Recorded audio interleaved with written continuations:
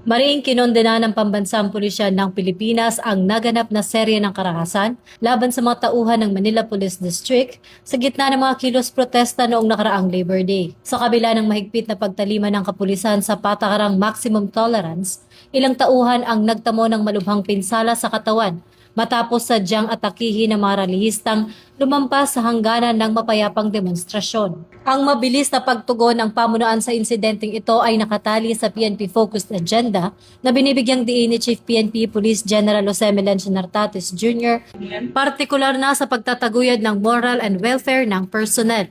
Tinitiyak na ang bawat pulis na nasa linya ng panganib ay protektado ng batas at binibigyan ng sapat na kalinga.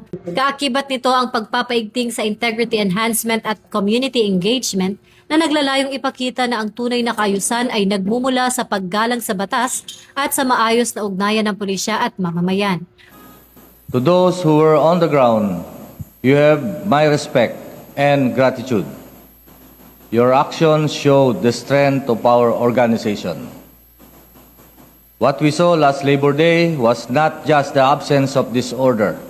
It was the result of preparation, coordination, and cooperation between our units, partners, and the public.